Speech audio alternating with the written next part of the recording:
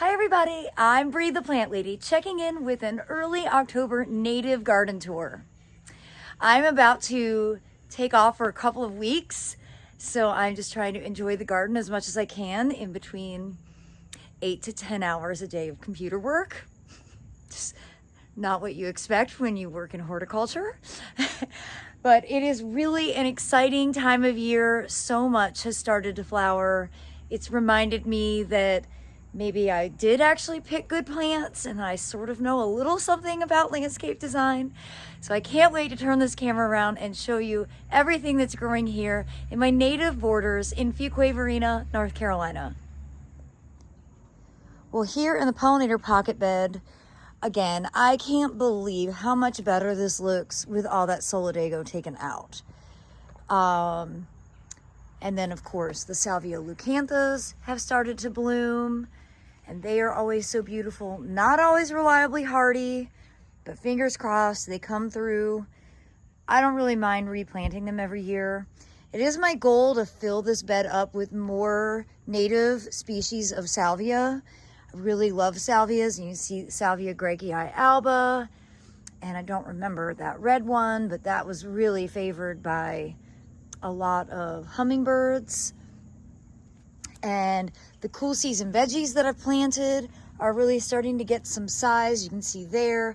And then, you know, we dug up that's the Solidago rugosa just over a week ago, and I planted more cauliflower and broccoli, and I also seeded California poppies and calendula. And here are the California poppies germinating, and there is calendula. And we are dry. I am watering this by hand basically every morning, but it's really great to see everything is starting to kind of get established and bulk up. And I think this is the best this bed has looked for the entire year. And it's totally because of removing, you know, those plants that were just sort of growing out of scale. And that's a really important thing to recognize, especially with the native perennials, because some don't clump. They spread really rapidly.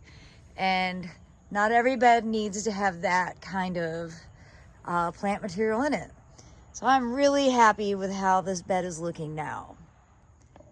Well, I'm mad at myself for waiting until now to do the garden tour, because when it was sunny this morning, it was so spectacular. The white cloud Muhlenbergia just glistens. It's absolutely magnificent. And you can see that all those cool season crops that I planted along this edge are doing really well. I have been keeping up with the BT, so hopefully that will result in some really delicious harvests. I love this combination of the Verbena bonariensis, which is a South American native, so not exactly native, but well suited for this spot, with the white cloud muhly grass. I just don't think there can be anything more beautiful than that. What else is looking good besides the white cloud? Well, the deciduous hollies look amazing. Bright red berries look so good. And I really like the spent flowers on this particular mountain mint. And same thing with the, you know, old flower heads on this Rudbeckia and the Vernonia. You know, I did do some cutbacks in here, but I don't think I did them too drastically. I have been cutting down the seeds of the river oat, and that's because I'm, from experience, really afraid of how capable it is at seeding. There's still a few seed heads left. You can see they're really attractive, but they're quite nice to use in dried flower arrangements, and you don't have to worry about them reseeding in the garden if you cut them off. So I have a few more that I need to go ahead and cut. But of course, the pink muhly grass is also starting to flower. And this is an area where I really need to dig up and move them and give them all some space. But I will wait and do that once they're not flowering, probably November, December. And yeah, the asters are flowering. I need to come through and go ahead and cut the seed heads off of the spirea. This is, I believe this is Spirea alba, and it is very seedy. And I mean, I think these are very attractive, just more concerned about them self-sowing all over the place and sort of getting to a point of being out of control where I can't manage it. So that is something I will be putting on my to-do list.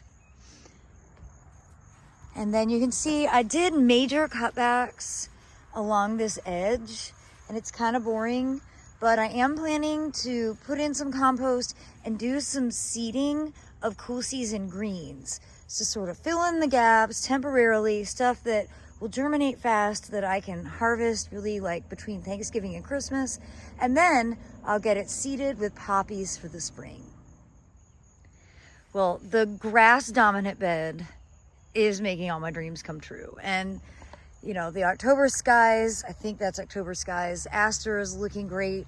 You can see that the Eschscholzia, the California poppies that Aiden and I sowed before the open garden to see how big our seed packs were, are growing really strong. I've not been watering out here really since the open garden, but the white cloud muhly spread throughout. It's just so effective. And I do have a patch of pink muhly at that corner. It doesn't really make sense, so I think I'll transplant those as well and put those somewhere else. But overall, this bed, you know, it goes through phases where I think it's really incredibly ugly, but then you have moments like this. And so I'm going to go ahead and continue to say that these native borders make me feel really good and really bad, depending on what week it is. And I'm not used to that in the garden, but it's been a really incredible learning experience. And well, I'm going to keep making mistakes, but I'm going to keep trying to learn from the mistakes that I make. And you can see that pink muhly grass here in this corner. It really is so beautiful, but I like the white cloud much better. So I'm gonna just try and concentrate white cloud in this bed and pink in a different bed and keep them differentiated, and I think it'll make a bit more sense. Everybody, so this border was planted in the winter of 23. It's all native perennials and shrubs, and it's really just getting activated for fall. So the white muhly grass is totally sparkling, and all the asters are in bloom, and it's really exciting. I'm hoping we get some rain because we're really dry, but you can see the east meets west border is doing well. The pycnanthemum is basically over. The mums are just getting started. More muhly grass here. And, you know, it's not as wilty as it was. So that is something. That is something. And I had a batch of monarch caterpillars and they ate the foliage down here on this Asclepias, but now it's growing again. I haven't seen any monarchs. We aren't really in their migration path,